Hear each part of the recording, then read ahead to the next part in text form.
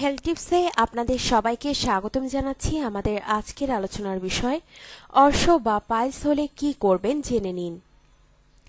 Piles অতি পরিচিত একটি রোগ। এটাকে বলা হয় সভ্যতার রোগ, অর্থাৎ এই রোগটি উন্নত ও উন্নয়নশীল দেশের শহরে জীবনযাপনে অভ্যস্ত লোকদের মাঝেই বেশি দেখা যায়। তার প্রধান কারণ তাদের জীবনযাপন পদ্ধতি, যেমন কম পানি, কম শাকসবজি, বেশি চর্বিযুক্ত খাবার খাওয়া এবং সময়মতো মলত্যাগ না করা। উপরের উল্লেখিত জীবনযাপনের কারণে কোষ্ঠকাঠিন্য দেখা যায় এবং মলত্যাগের সময় অতিরিক্ত প্রেসার দিতে হয়। ফলে মলদ্বারের চারদিকে রক্তনালী ও মাংসপেশি ফুলে গিয়ে পাইলস সৃষ্টি করে।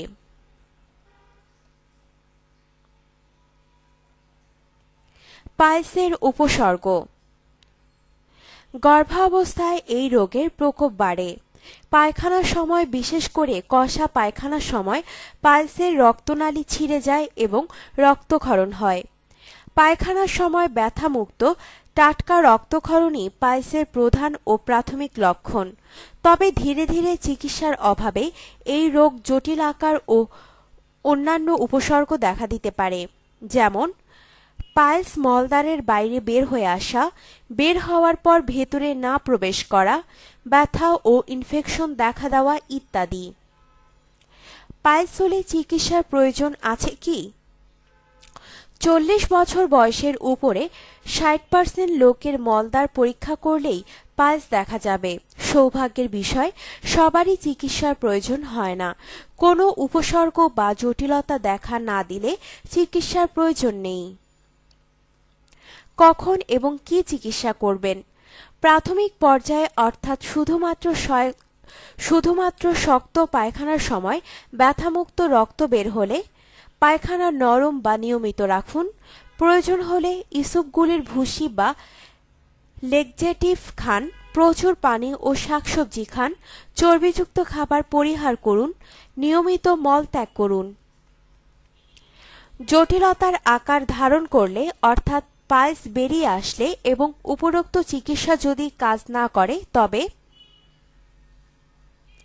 ইনজেকশন, ব্লান্ট লাইগেশন, অপারেশন ইত্যাদি যে কোনো একটি করে নিতে হবে।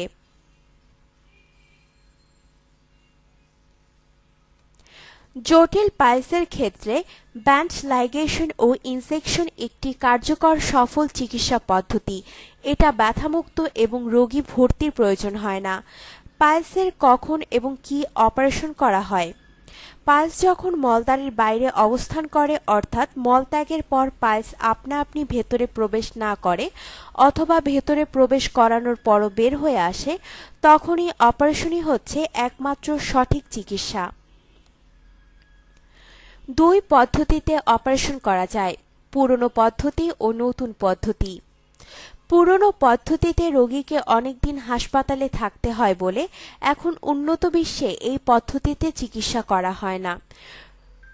নতুন পদ্ধতি দুই প্রকার: লংগু এবং ডায়াথার্মি পদ্ধতি। লংগু অন্যতম ব্যয়বহুল পদ্ধতি।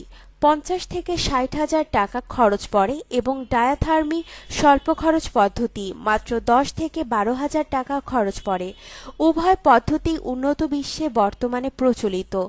এই নতুন পদ্ধতির রোগীর একদিনের বেশি হাসপাতালে থাকতে হয় না। উভয় পদ্ধতি ব্যথামুক্ত ও অন্যতম কার্যকর। পাইলস চিকিৎসার পর আবার দেখা দিতে পারে কি?